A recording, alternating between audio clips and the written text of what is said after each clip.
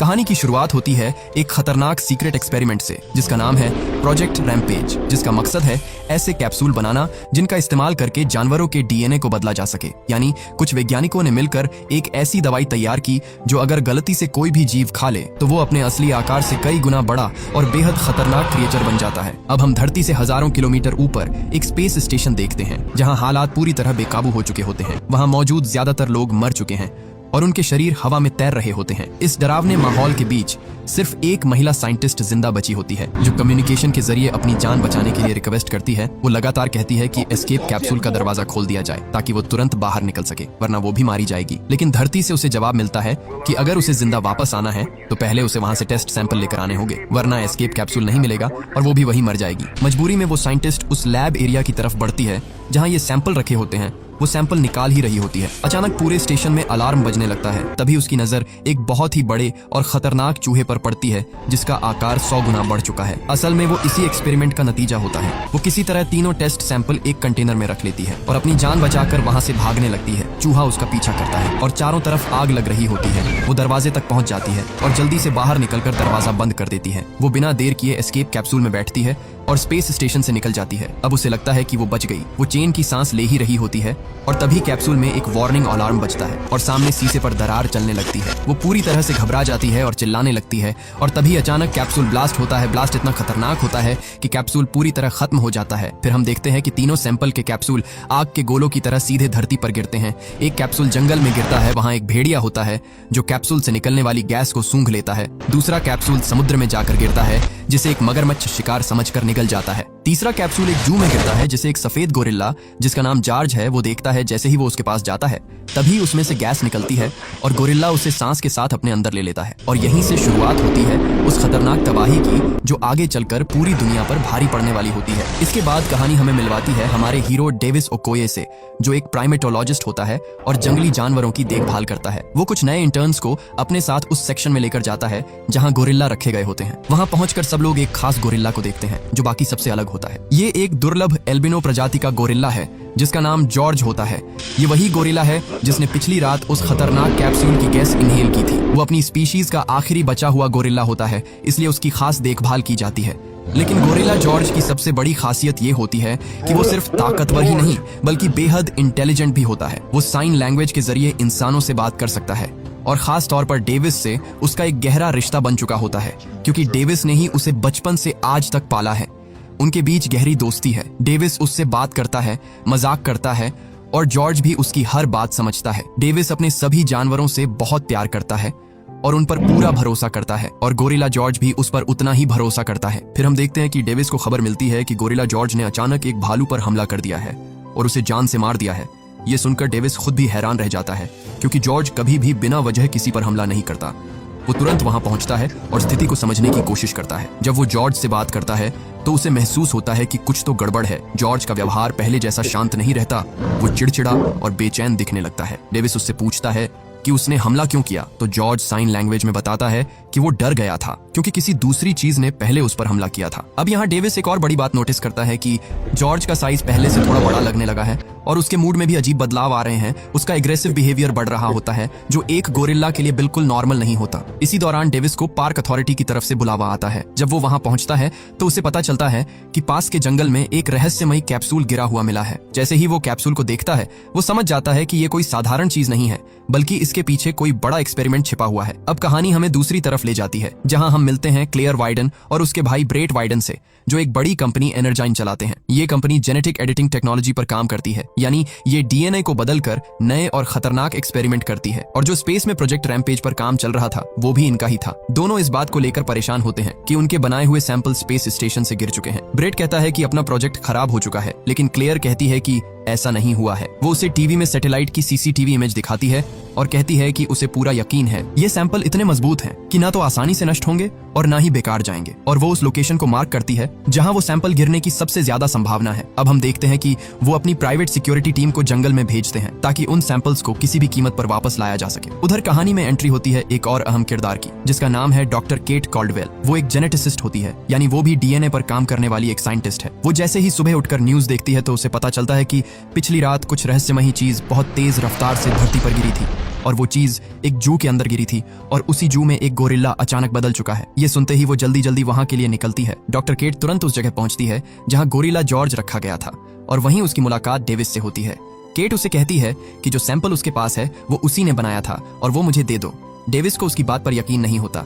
वो बताती है कि वो पहले एनर्जीन कंपनी में काम करती थी और वो लोग जानवरों पर इस तरह के खतरनाक एक्सपेरिमेंट करते थे। डेविस उसकी बात सुनकर उसे कहता है कि तुम यहाँ से जा सकती हो, हमें और भी बहुत काम है। लेकिन केट उसे समझाती है कि तुम्हारा गोरिल्ला जॉर्ज अब तेजी से बदल रहा है, उसका साइज बढ़ रहा है, उसका गुस्सा बढ़ रहा है और वो अब पहले जैसा नहीं रहा। अगर जल्दी उसे एंटीडोज नहीं लगाया गया तो वो पूरी दुनिया में तबाही मचा देगा। वो बताती है कि ये सब उस गैस की वजह से हो रहा है जो उस कैप्सूल से निकली थी और जॉर्ज ने गलती से उसे इनहेल कर लिया। ये सुनकर डेविस पूरी तरह चौंक जाता है क्योंकि उसने खुद भी जॉर्ज में बदलाव नोटिस किया था। वो केट को अपने साथ ले जाता है और उसे बताता है कि पिछली रात जॉर्ज करीब 7 फुट का था, लेकिन आज सुबह वो 10 से 11 फुट तक का हो चुका है और उसका व्यवहार भी पूरी तरह बदल गया है। डॉक्टर केट डेविस को समझाती है कि जिस कैप्सूल को गोरिल्ला जॉर्ज ने इनहेल किया है वो एनर्जाइन कंपनी के एक खतरनाक एक्सपेरिमेंट का हिस्सा है जिसमें अलग अलग जानवरों के डीएनए को मिलाया गया था, जैसे शार्क, ब्लू व्हेल, राइनो और चमगादड़। केट आगे बताती है कि इसी सैंपल की वजह से जॉर्ज के अंदर एक साथ कई बदलाव हो रहे हैं और सबसे खतरनाक बात यह है कि उसकी ग्रोथ और कितनी बढ़ेगी उसका कोई अंदाजा नहीं है। तभी अचानक जॉर्ज को गुस्सा आ जाता है। वो उस पिंजरे में पड़ा एक सिलेंडर उठाता है और जेल को तोड़ने लगता है। गोरिल्ला जॉर्ज की ताकत के सामने वो मजबूत दरवाजा भी नहीं टिक पाया। जॉर्ज पिंजरा तोड़कर बाहर निकल आता है। अब वो पूरी तरह बेकाबू हो चुका होता है और सीधा मेन एरिया की तरफ बढ़ जाता है। डेविस उसे रोकने के लिए साइन लैंग्वेज में बात करने की कोशिश करता है, उसे शांत करने की कोशिश करता है, लेकिन गोरिल्ला को कोई फर्क नहीं पड़ता क्योंकि अब जॉर्ज पहले जैसा नहीं रहा। चारों तरफ अफरा तफरी मच जाती है। जॉर्ज गाड़ियों को खिलौनों की तरह तोड़ने लगता है, लेकिन डेविस जैसे तैसे करके जॉर्ज को थोड़ा शांत करता है और उसी समय वहां सिक्योरिटी फोर्स और पुलिस पहुंच जाती है और जॉर्ज को चारों तरफ से घेर लिया जाता है। डेविस पुलिस से गोली ना चलाने की रिक्वेस्ट करता है और कहता है कि मैं उसे हैंडल कर लूंगा, आप गोली मत चलाना। डेविस साइन लैंग्वेज में गोरिल्ला को समझा ही रहा होता है। तभी ऊपर एक हेलीकॉप्टर आता है। उसमें बैठा सैनिक जॉर्ज पर लगातार कई बेहोशी के इंजेक्शन फायर कर देता है। जॉर्ज भागने की कोशिश करता है लेकिन धीरे धीरे बेहोश होकर जमीन पर गिर जाता है। अब हम क्लेयर और ब्रेट के भेजे हुए सोल्जर्स को देखते हैं जो जंगल में उन सैंपल्स को ढूंढ रहे होते हैं। क्लेयर और ब्रेट उन्हें लाइव देख रहे थे। सैनिकों को अंदाजा भी नहीं होता कि उनका सामना किससे होने वाला है। वहां उन्हें जमीन पर बहुत बड़े बड़े पंजों के निशान दिखाई देते हैं। सैनिक उन्हें देखकर कुछ समझ नहीं पाते हैं क्योंकि उन्होंने इतना बड़ा फुटप्रिंट पहली बार देखा है। लेकिन क्लेयर और ब्रेट को सब समझ आ जाता है कि उनके सैंपल्स को किसी जीव ने इनहेल कर लिया है और वो अपने आकार का कई गुना बढ़ चुका है। सभी सोल्जर्स तुरंत अटैक पोजीशन में आ जाते हैं, लेकिन तभी अचानक वो विशालकाय भेड़िया उन पर हमला कर देता है। वो इतनी तेजी और ताकत से हमला करता है कि कुछ ही सेकंड में पूरी टीम को खत्म कर देता है। एक सीनियर सोल्जर किसी तरह बचकर भागने की कोशिश करता है और अपने चॉपर को बुलाता है। चॉपर उसे लेने के लिए नीचे आता है। भेड़िया उस सोल्जर के पीछे भाग रहा होता है। तभी चॉपर से एक सैनिक फायर करता है। अब भेड़िया चॉपर को अपना टारगेट बनाकर एक ऊंची छलांग लगाता है और सीधे चॉपर को हवा में ही पकड़ लेता है और उसे तबाह कर देता है। नीचे बचा हुआ सोल्जर पूरी तरह से डर जाता है। वो जलते हुए चॉपर को देख ही रहा होता है। तभी अचानक भेड़िया पीछे से आकर उसे एक ही झटके में मार देता है। ये सारी घटना क्लेयर और उसका भाई ब्रेट लाइव देख रहे होते हैं। अब हम देखते हैं कि गोरिल्ला जॉर्ज की तबाही की वजह डॉक्टर केट और डेविस को मानकर उन्हें गिरफ्तार कर लिया गया है। दोनों को एक मिलिट्री प्लेन में ले जाया जाता है और उसी प्लेन में गोरिल्ला जॉर्ज को भी रखा गया है, जिसे बेहोश करके एक बड़े से पिंजरे में बंद किया गया होता है। प्लेन के अंदर उनकी मुलाकात होती है एजेंट हार्वी रसेल से, जो एक सीक्रेट गवर्नमेंट एजेंसी के लिए काम करता है। उसका काम होता है ऐसे खतरनाक जानवरों को काबू में करना जो नॉर्मल एनिमल्स से अलग हो चुके हों और जो अब इंसानों के लिए खतरा बन सकते हैं। एजेंट रसेल डेविस और केट को एक दूसरे के बारे में जानकारी देते हैं। वो बताता है कि डेविस पहले आर्मी में रह चुका है और कई खतरनाक मिशन का हिस्सा रह चुका है और अब वो जानवरों की देखभाल करता है। वहीं केट के बारे में वो बताता है कि उसे पहले चोरी के आरोप में जेल भी हो चुकी है क्योंकि वो कंपनी से रिसर्च डेटा चुराने की कोशिश कर रही थी। लेकिन डेविस को इन सब बातों से कोई मतलब नहीं होता। उसे सिर्फ एक ही चीज की चिंता होती है और वो है गोरिल्ला जॉर्ज। अब हम एनर्जीन कंपनी के मालिक क्लेयर और ब्रेट को देखते हैं।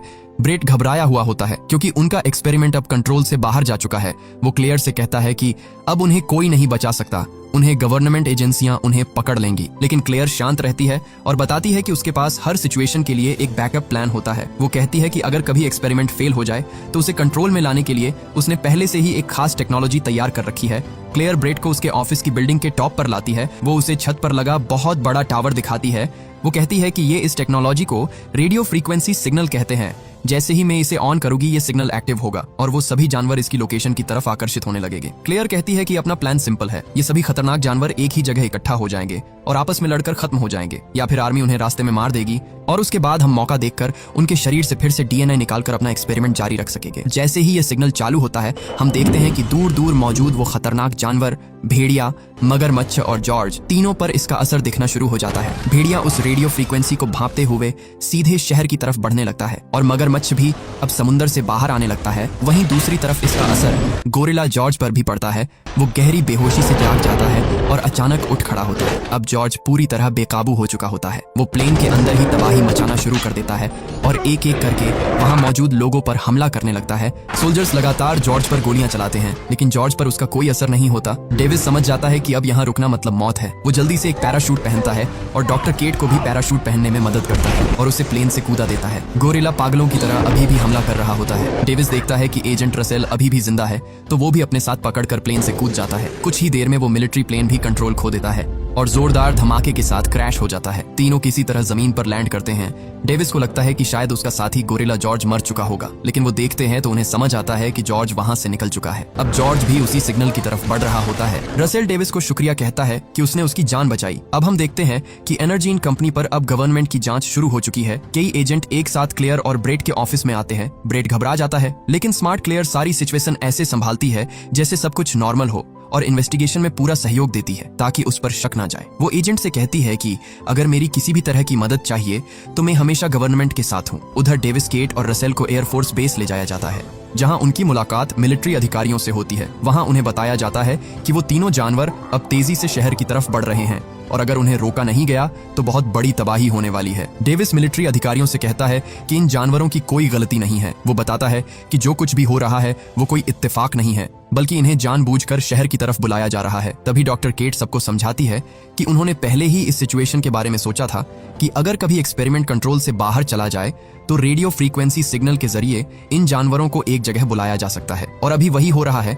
ये तीनों जानवर उसी सिग्नल को फॉलो करते हुए सीधे शहर की तरफ बढ़ रहे हैं। केट आगे कहती है कि अगर आर्मी इन पर हमला करेगी तो उसका कोई खास असर नहीं पड़ेगा, उल्टा शहर को ज्यादा नुकसान होगा। इसलिए वो कर्नल से रिक्वेस्ट करती है कि उन्हें मौका दिया जाए ताकि वो एंटीडोट ला सकें और इन जानवरों को रोक सकें। लेकिन कर्नल उनकी बात मानने से साफ इनकार कर देता है, क्योंकि उसके लिए ये जानवर अब सिर्फ खतरा है जिन्हें खत्म करना ही आखिरी ऑप्शन है। तभी एक सोल्जर आता है और कर्नल को एक कागज देता है जिसमें ऑर्डर होता है कि डेविस और केट को कस्टडी में रखा जाए पूछताछ के लिए, क्योंकि जो कुछ भी हो रहा है उसके पीछे इनका हाथ हो सकता है। डेविस कर्नल को समझाता है कि ऐसा मत कीजिए क्योंकि हमारा वहां जाना बहुत जरूरी है, लेकिन उनकी बात कोई नहीं मानता और सोल्जर उन्हें ले जाने लगते हैं। रास्ते में डेविस चालाकी से सोल्जर्स को पकड़कर बेहोश कर देता है ताकि वो दोनों यहाँ से भाग सके। वो छिपते हुए हेलीकॉप्टर तक पहुंचते हैं, लेकिन तभी एजेंट रसेल वहां आ जाते हैं, लेकिन वो उन्हें रोकते नहीं बल्कि उनकी मदद करते हैं और उन्हें हेलीकॉप्टर की कीज देते हैं। उसके बाद डेविस और केट वहां से निकल जाते हैं। अब हम देखते हैं कि शहर की तरफ बढ़ते हुए वो विशाल भेड़िया रास्ते में खड़ी पूरी आर्मी से टकराता है। आर्मी उसे रोकने की पूरी कोशिश करती है, लेकिन वो इतना ताकतवर और तेज होता है कि कुछ ही पलों में पूरी सेना को खत्म कर देता है। वहां मौजूद एक भी सोल्जर बच नहीं पाता। ये देखकर कर्नल को समझ आ जाता है कि उनका सामना किसी आम जानवर से नहीं है। हालात हाथ से निकलते देख वो एक खतरनाक फैसला लेता है और स्पेशल मिसाइल स्ट्राइक का ऑर्डर दे देता है और कहता है कि चाहे जो मिसाइल चलानी पड़े वो चलाओ, लेकिन इन्हें खत्म करो। कुछ ऑफिसर्स उसे रोकने की कोशिश करते हैं और कहते हैं कि शहर अभी पूरी तरह खाली नहीं हुआ है।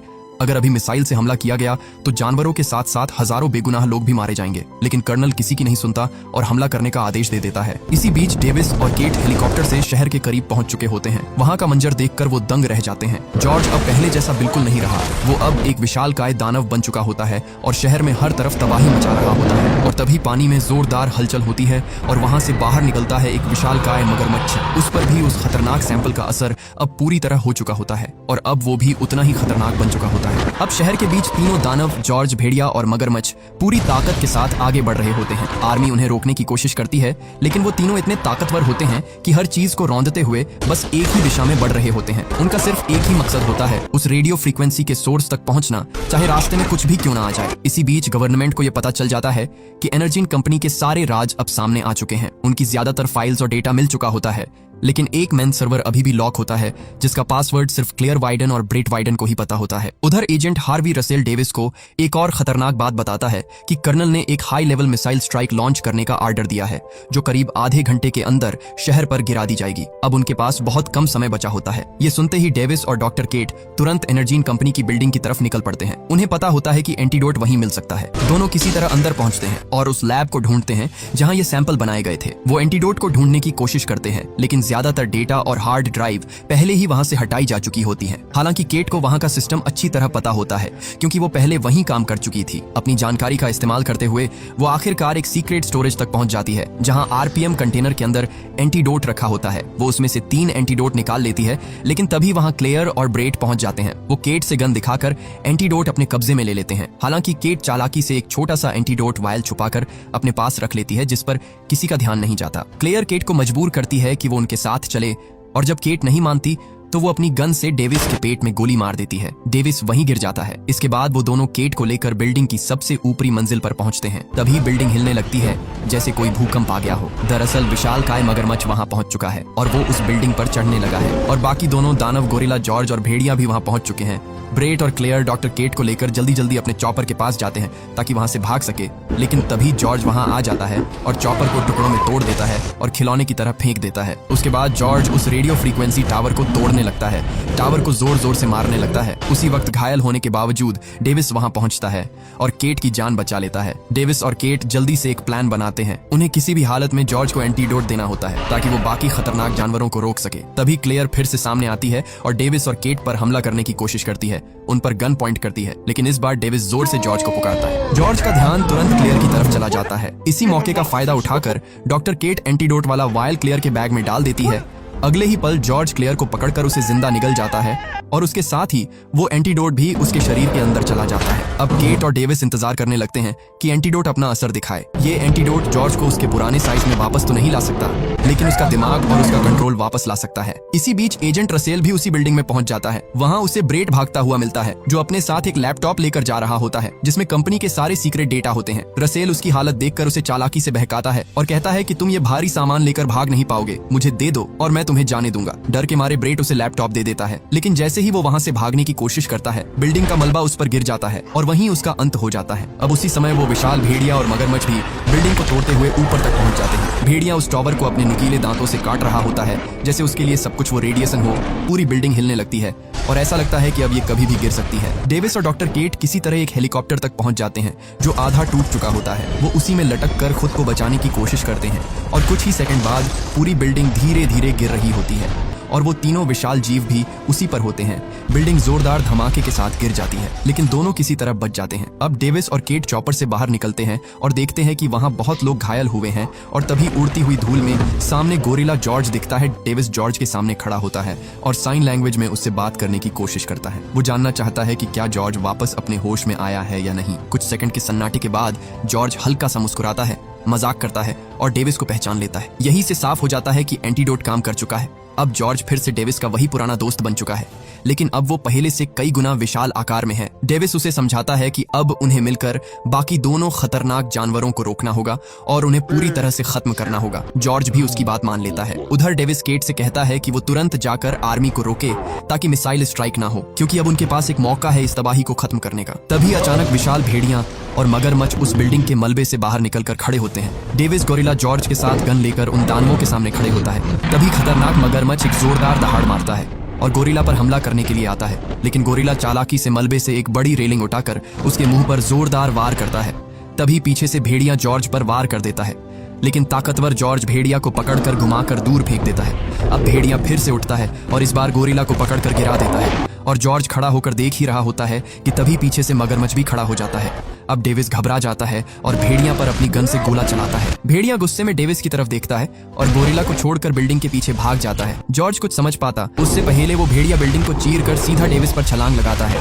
डेविस चालाकी दिखाता है और नीचे बैठ जाता है, और भेड़िया पीछे खड़े मगरमच्छ से टकराता है। इस जोरदार टक्कर से मगरमच्छ को गुस्सा आता है और उसे लगता है कि भेड़िया उसका दुश्मन है और वो भेड़िए की गर्दन पकड़कर पटक कर उसकी गर्दन धड़ से अलग कर देता है और उसे खा जाता है। उधर डॉक्टर केट मिलिट्री के पास जाकर मिसाइल नहीं चलाने के लिए रिक्वेस्ट करती है। वो बताती है कि गोरिल्ला अब ठीक हो चुका है और वो इन विशाल क्रिएचर को मार देगा। अब हम देखते हैं कि मगरमच्छ जॉर्ज की तरफ बढ़ता है और डेविस उस पर लगातार गोली चलाता है, लेकिन मगरमच्छ को कोई फर्क नहीं पड़ता। डेविस गोरिल्ला जॉर्ज को तुरंत वहां से भागने का आर्डर देता है क्योंकि उसे पता है मगरमच्छ जॉर्ज से कई गुना ज्यादा ताकतवर है। डेविस लगातार उसका ध्यान भटकाने की कोशिश करता है, उस पर गोलियां चलाता है, लेकिन मगरमच्छ डेविस के पीछे भागता है। डेविस अपनी जान बचाकर बिल्डिंग के मलबे में भागता है और फिर मगरमच्छ एक खतरनाक हमला करता है जिससे डेविस नीचे जाकर गिरता है। मगरमच्छ डेविस को अपना शिकार बनाने ही वाला होता है कि तभी उसका साथी गोरिल्ला जॉर्ज एक ट्रक उठाकर लाता है और मगरमच्छ के सिर में जोरदार वार करता है। अब मगरमच्छ जॉर्ज के पीछे पड़ जाता है। वह जॉर्ज को बुरी तरह घायल कर देता है और आखिर में जॉर्ज की टांग पकड़ लेता है, लेकिन डेविस दौड़ कर आता है और मगरमच्छ के कान में एक बॉम्ब फेंक देता है। कुछ ही सेकंड में बॉम्ब ब्लास्ट होता है और मगरमच्छ का कान फट जाता है, लेकिन उससे मगरमच्छ को कोई खास फर्क नहीं पड़ता।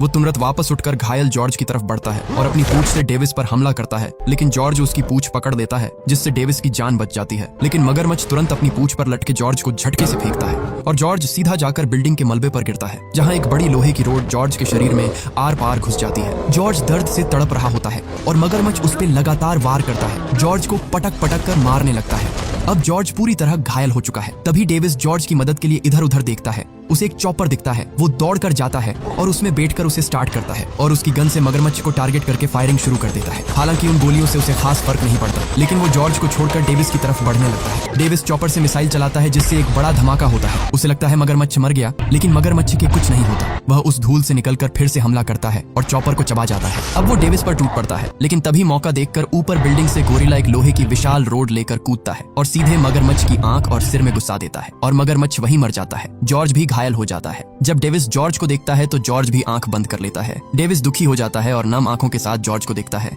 लेकिन आखिरी पल में भी वो एक छोटी सी हरकत करता है। वो धीरे से अपनी उंगली उठाता है और फिर उसे मोड़ देता है। डेविस ये देखकर तुरंत समझ जाता है कि जॉर्ज मजाक कर रहा है। वो जोर से कहता है कि तू अभी भी मजाक कर रहा है और जॉर्ज हंसने लगता है और इसी के साथ कहानी खत्म होती है। अगर इस कहानी के अगले पार्ट्स देखना चाहते हैं तो कमेंट बॉक्स में पार्ट 2 लिखना और यदि ये कहानी पसंद आई तो वीडियो को लाइक करें और हमारे साथ हमेशा ऐसे ही